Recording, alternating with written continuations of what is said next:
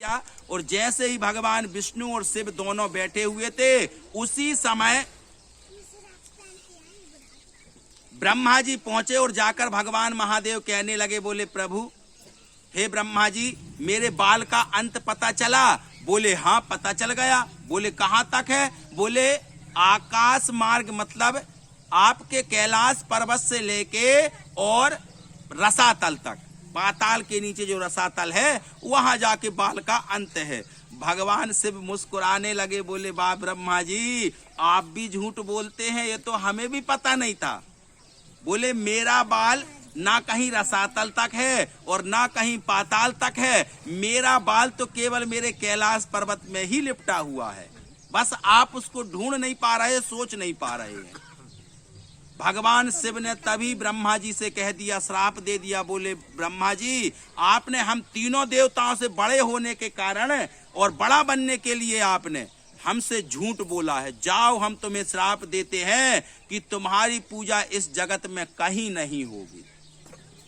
सत्य बात है, कब होती है ब्रह्मा जी की पूजा? अब ब्रह्मा जी को जब भगवान शिव ने ऐसा कहा, ब्रह्मा जी शरणागत हो गए। बोले महादेव, हे भगवान भोलेनाथ, मुझे अपने आप से अलग मत करो, क्योंकि भगवान शिव, ब्रह्मा और विष्णु ये तीनों हैं, तीनों ही एक हैं।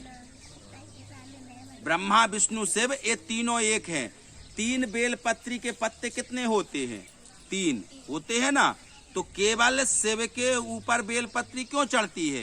क्योंकि उसमें ब्रह्मा विष्णु और शिव तीनों देवताओं का वास है, इसलिए भगवान शिव के ऊपर ही बेलपत्री चढ़ती है। वैकुंठ चतुर्दशी के दिन वह बेलपत्री भगवान विष्णु को भी चढ़ती है, क्योंकि ब्रह्मा ने झूठ बोला था, इसलिए ब्रह्मा जी के ऊपर बेलपत्री नहीं चढ़ती। कभी देखा कि ब्रह्मा जी को हमने बेलपत्री चढ़ाई? नहीं होता कभी ऐसा। लेकिन भगवान विष्णु के ऊपर बेलपत्री चढ़ती है। कब चढ़ती है?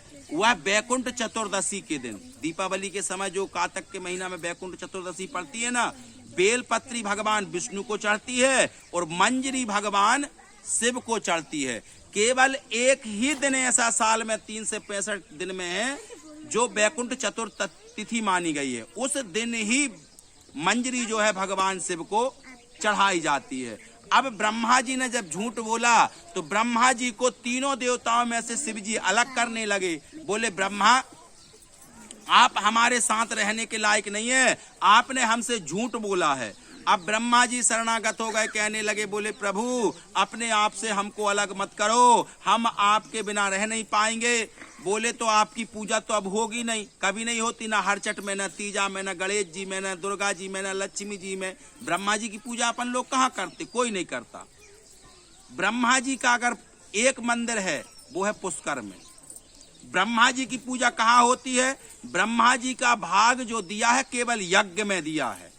जो यज्ञ होते हैं, संत महात्मा यज्ञ करते हैं, उस समय ब्रह्मा जी की पूजा की जाती है, क्योंकि भगवान शिव ने कहा था ठीक है, मैं हर पूजन में तो आपको रेडी नहीं करूंगा, परंतु जो बड़ा यज्ञ होगा उस यज्ञ में आपका भाग जरूर दिया जाएगा।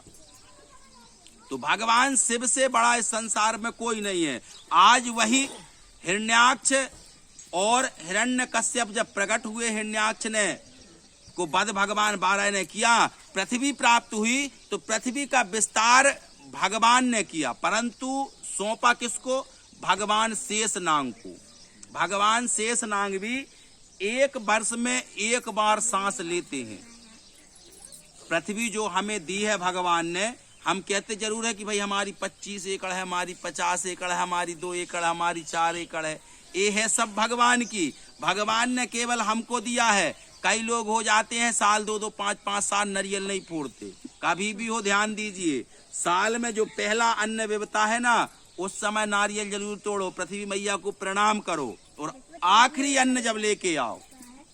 अब आखिरी अन्न तो ऐसा ही उर्दा मूंग होगा भाई, उसके बाद फिर व्यवस्थाएं चालू। पहले तो पृथ्वी में केवल 2 फसलें होती थी, अब तो 4 और 5 और 6 जितनी चाहे उतनी ले लो। 1-1, 2-2 महीना में फसल तैयार हो जाती है। तो पृथ्वी मैया को साल में 1-2 बार प्रणाम करके उनको फल स्वरूप कुछ ना कुछ अर्पण जरूर करना चाहिए। विधान बताया है आरण्य पुराण में पृथ्वी का, जैसे बताए हैं कि कई लोग कहते हैं, बोले गुरुजी हमारे पास भी समस्या आती है, आप लोग भी समस्याओं से जूझते हैं। बोले गुरुजी पहले हमारे 2 एकड़ 4 एकड़ में बहुत अन्न निकलता था, न जाने किसकी नजर लग गई, 2-4 साल से कुछ निकलता ही नहीं है। पहले फसल ऐसे लगेगी जैसे कि बहुत सारी निकलने वाली है, और जब वो पकने तक आती है तो पता चला 2-4 बोरे में सिमट के रख गई। उसके लिए एक विशेष उपाय आरण्य पुराण में दिया है। जितनी भी अपनी जमीन है उस जमीन में, आरण्य पुराण में यह बात है, पीली सरसों, काली राई और कोयले की गठान, ये 3 चीजें, पीली सरसों, काली राई और कोयले की गठान अपनी जमीन के चारों कोने में, चाहे वो 10 एकड़ हो, 20 एकड़ हो, 50 एकड़ हो या 2 एकड़ हो, 4 कोने देख लो, 4 कोने में उसको गड़ा दो और हर साल उसमें एक पंचरंगा झंडा जरूर चढ़ाओ, 1 साल में 1 बार। फिर देखो आप 2 की अगर 20 बोरा ना हो तो फिर कहना। आरण्य पुराण ये व्यवस्था बताती है, ना हो तो ऐसा नहीं है कि हमको ढूंढते जाओ कि अब 18 बोरा महाराज जी आप दो। केवल जो लिखा है वो बता रहे हैं, क्योंकि ऐसा एक बार हुआ था। एक बार क्या हुआ, एक महाराज जी गांव में भागवत करने के लिए आए। अब जब भागवत करने के लिए आए तो पटेल साहब के गांव में पहुंचे और जाके पूरे गांव की व्यवस्था देखी। अब पटेल साहब से कहा, बोले पटेल साहब हमें गांव में भागवत करनी है। तो पटेल साहब ने कहा, भैया पूछ लो गांव बस्ती से, अगर लोग बाग भागवत करवाएंगे तो हम सब करवाने के लिए तैयार हैं। तो बोले कहाँ से पढ़े हो? बोले हम वृंदावन बनारस से 2 ही जगह से पढ़े हैं। बोले अच्छा। तो पटेल कहने लगे, बोले कैसी होती है भागवत? हमारे गांव में तो आज तक नहीं हुई। बोले कब से नहीं हुई? बोले कम हमारे पिताजी के पिताजी के पिताजी के पिताजी के जमाने से नहीं भाई। तो बोले भागवत कौन सी चीज है? नाचते हैं भागवत में कि गाते हैं कि डांस करते हैं? तो उसने सोचा यार ये तो अच्छा गांव है। पंडित ने सोचा, ब्राह्मण महाराज ने सोचा, गुरुदेव ने, कि अच्छा गांव है भैया, पहली बार भागवत हो रही, मतलब अच्छे से अच्छी व्यवस्थाएं होगी। पटेल साहब कहने लगे, बोले हम कुछ नहीं बचा सकते, हमारे गांव के जो बड़े मालगुजार हैं उनसे पूछो कि भागवत अपने गांव में होनी है कि नहीं होनी है। तो बोले पटेल साहब आप ही पूछ के आओ, हम तो घर घर जाएंगे नहीं। तो पंडित जी उस पटेल साहब के यहाँ पर रुक गए, और रुकने के बाद जब पटेल साहब गए, जाकर प्रणाम किया, बोले मालगुजार जी एक गुरुदेव आए हैं बड़े दूर से पढ़ के और भागवत अपने गांव में करना चाहते हैं। तो अब बड़े आदमी वो भी कहने लगे, भैया ये कौन सी चीज है भागवत? तो बोले अब न जाने क्या चीज है भागवत। तो ये बात उनके बच्चों ने सुन ली। कौन के? पटेल साहब के नाती नतुर जो थे छोटे छोटे मालगुजार के, उनने सुन ली। बोले नहीं नहीं, अपने जगह अपने गांव में तो कहूँ है ही नहीं है जगह, एक काम करो आप तो जाओ उनसे कहना कि हम लोग नहीं करवा रहे भागवत। अब वो नाती नतुर कहने लगे, बोले नहीं नहीं हमें भागवत देखनी है। बोले हमें भागवत देखनी है दादाजी, हमें भागवत देखनी है। तो फिर उसको पटेल को बुलाया, बोले पटेल इधर आओ। बोले वो गुरुदेव जो भागवत कहने के लिए आए थे करने के लिए, वह रुके हैं क्या? बोले हाँ रुके हैं। बोले अच्छा। बोले ठीक है, उनको बुला के लाओ, पूरे गांव में बुलावा दे दो कि भागवत होने वाली है। अब बढ़िया मालगुजार जी का बड़ा आंगन था, आंगन के बाद में और पूरी व्यवस्था को रखा गया। अब वहां पर सुंदर एक चद्दर बिछाया गया, और चद्दर बिछाने के बाद पोथी को वहां पर रख दिया गया। रखने के बाद वह महाराज जी कहते हैं, बोले भैया भागवत चालू होने वाली है, आप लोग सब श्रवण करने के लिए तैयार हो जाएं। तो मालगुजार कहने लगे, बोले भागवत कैसे श्रवण करनी है? बोले एक काम करो, पहले एक एक बोरा पिसी ले आओ, पहले इस भागवत को तोपना पड़ेगा, फिर उसके बाद श्रवण करने के लिए मिलेगी। तो वो कहने लगे कि भागवत में तो ठीक है, हम श्रवण करेंगे और एक एक बोरा इसमें पिसी चढ़ाएंगे। बोले जिसके पास एक बोरा ना हो तो बोले सुनो, हमारी भागवत ऐसी है जो जितने बोरा चढ़ाएगा उससे दुगनी उसको रात भरे में प्राप्त हो जाएगी। अब जितने थे तो उनने क्या किया कि जितनी व्यवस्थाएं थी, जो अपने गेहूं को धोके भी रखे थे साल भर खाने के लिए, अरे बोले दुगनी हो रही है सीधे रात भर में। सब ने क्या किया, अपनी अपनी गेहूं लेके आए। अब महाराज जी ने देखा कि अरे बहुत सारी गेहूं हो गई, ट्रक लग गए और डूबने लगी, रातों रात डूब गई। अब दूसरे दिन मालगुजार फिर आए, बोले गुरुजी वो दुगनी गेहूं कहाँ व्यवस्था भाई है? बोले वो दुगनी नहीं होती, वो तो जितनी चढ़ गई थी वो सब हमारी हो गई। तो कहने का भाव कि केवल बताया है, ग्रंथ में लिखा है, ये नहीं है कि अब महाराज जी ने बताया तो महाराज जी को ढूंढो भैया। तो हमेशा जो है आज पृथ्वी मैया का पूजन हमेशा करना चाहिए। वह हमें जीवन में बहुत कुछ देती है। अन्न अगर हमें नहीं देगी तो हमारा जीवन चलने वाला नहीं है। आज ब्रह्मा जी ने जैसे ही सृष्टि का विस्तार किया, विस्तार करने के बाद ब्रह्मा जी, विष्णु, भगवान शिव, तीनों देवता खड़े हैं और तीनों देवता विचार कर रहे हैं कि पृथ्वी को चलाने के लिए पुरुष और नारी की जरूरत होगी। तो ब्रह्मा जी का सबने ध्यान किया तो ब्रह्मा जी के हाथ से स्वयं भवु मनु, एक पुरुष का प्रकट भाव हुआ, और बाएं हाथ से सतरूपा का प्रकट भाव हुआ। स्वयं भवु मनु सतरूपा, और इनसे भाई यह सृष्टि अनुपा। सबसे प्रथम नारी और पुरुष स्वयं भवु मनु और सतरूपा, ये प्रथम जोड़ा था। उनके संसर्ग से इनकी 5 संतानें हुई। 3 पुत्रियां हुई, आकुति, देवहूति और प्रसूति। 2 पुत्र हुए, उत्तानपाद और प्रियव्रत। जैसे ही सृष्टि का निर्माण हुआ तो सृष्टि का निर्माण होता, उत्तानपाद जी महाराज बहुत ही सुंदर राजा थे। राज जब उनको प्राप्त हुआ, धीरे धीरे फिर जनसंख्या बढ़ने लगी, अनेक प्रकार के लोग बाग उत्पन्न हो गए। अब जब राजा को यह कार्य मिला सृष्टि का, तो राजा जो है अपने राज्य को भली भांति चला रहा है, जिनका नाम उत्तानपाद है। उत्तानपाद जी महाराज की पत्नी का नाम है सुनीति। सुनीति और उत्तान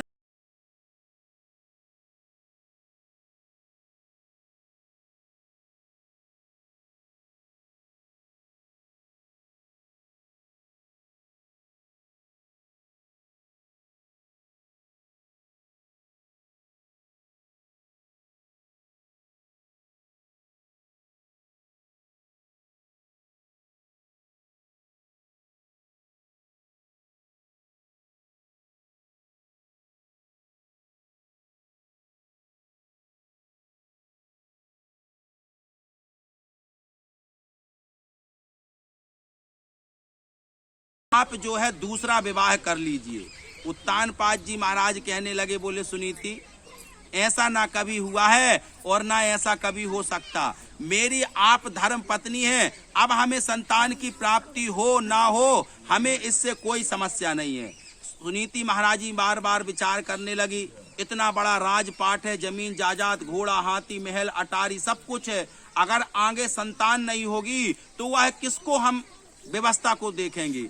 तो सुनीति महारानी ज्यादा परेशान है जितनी ज्यादा उत्तानपाद जी महाराज नहीं है। और माताएं बहनें को कोई बात अगर कानों में पता चल जाए या कोई कानों में बात डल जाए तो फिर ज्यादा कष्ट होता कि इनको संतान नहीं हो रही, कि इनके पास लक्ष्मी नहीं है, कि इनके पास ये व्यवस्था नहीं है। अब सुनीति महारानी को रोज उलाहना सुनने के लिए मिल रही है। सुनीति महारानी ने विचार किया, बोले उत्तानपाद जी महाराज, अगर आप दूसरा विवाह नहीं करेंगे तब तक हम ना भोजन का ग्रहण करेंगे और ना जल का पान करेंगे। अंतो गत्वा उत्तानपाद जी महाराज को मैया सुनीति की बात को मानना पड़ा। और जैसे ही सुनीति की बात को माना, उत्तानपाद जी महाराज ने अपना दूसरा विवाह कर लिया। दूसरा विवाह किया जिसका नाम था सुरुचि। उत्तानपाद जी महाराज की 2 पत्नी हो गई, एक सुनीति और एक सुरुचि।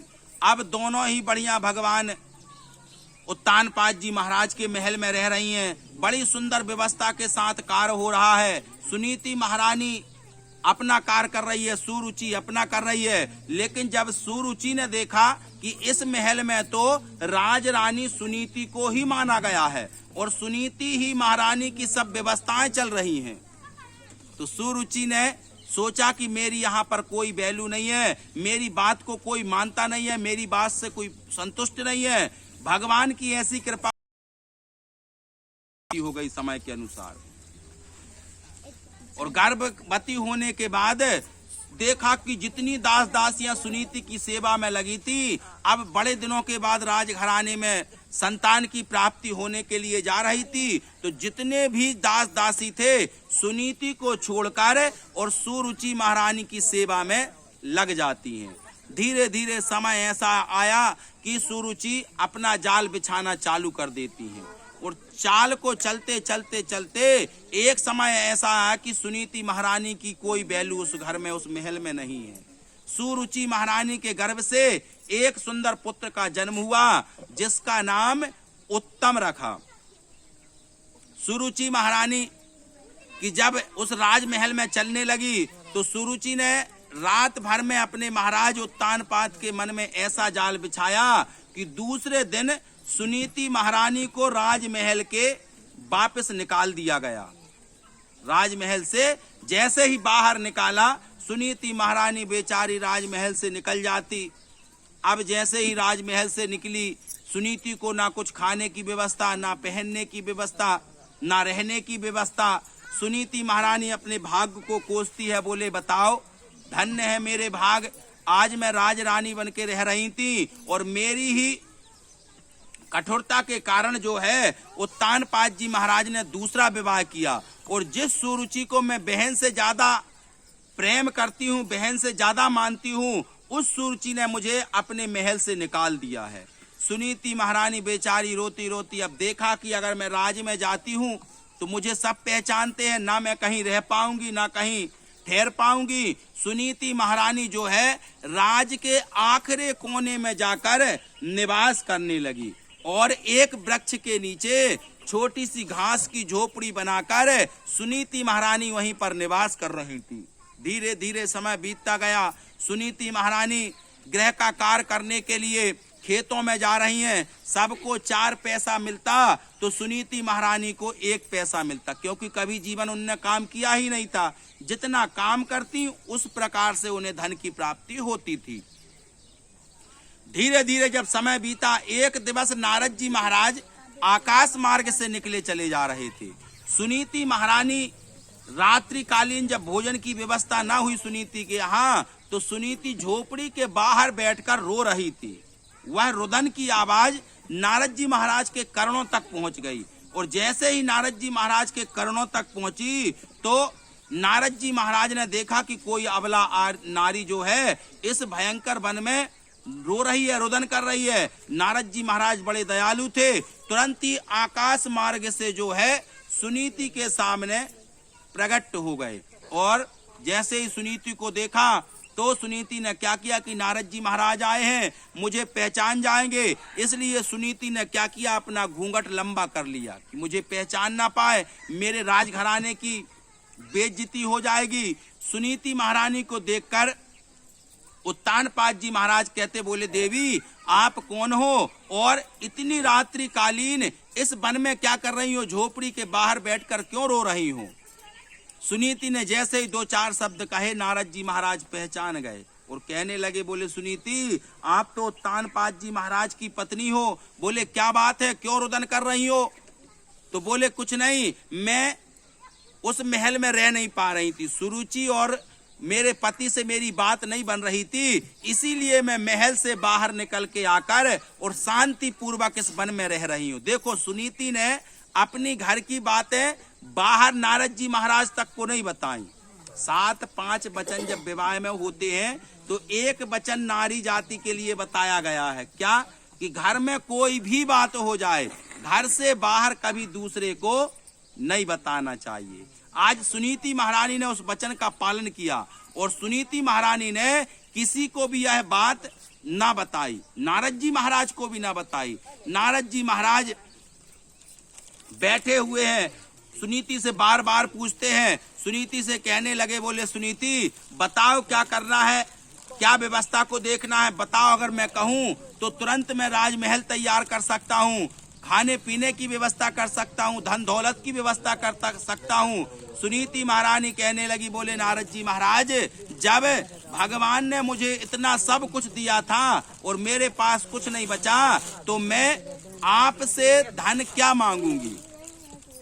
तो नारद कहने लगे, बोले सुनीति बताओ तुमको क्या चाहिए। सुनीति महारानी कहने लगी, बोले प्रभु हमें कुछ नहीं चाहिए, अगर आप हमें कुछ देना चाहते हैं तो केवल यही दीजिए कि जब तक हम धरा पर रहें स्वस्थ रहें, इसके सिवा हमें कुछ नहीं चाहिए।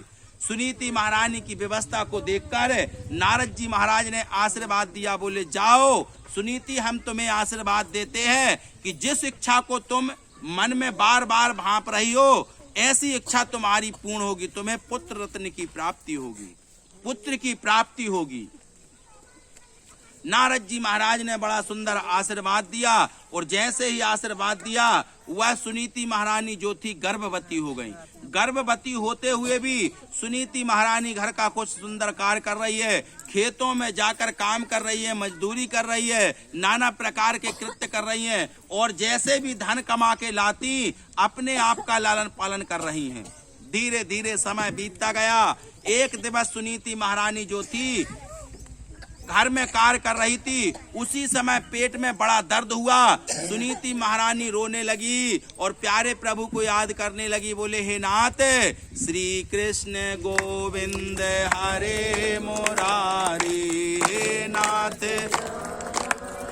वासुदेवो, श्री कृष्ण गोविंद हरे मुरारी, हे नाथ नारायण वासुदेवो, नाथ नारायण वासुदेवो, हे नाथ नारायण वासुदेवो, हे नाथ,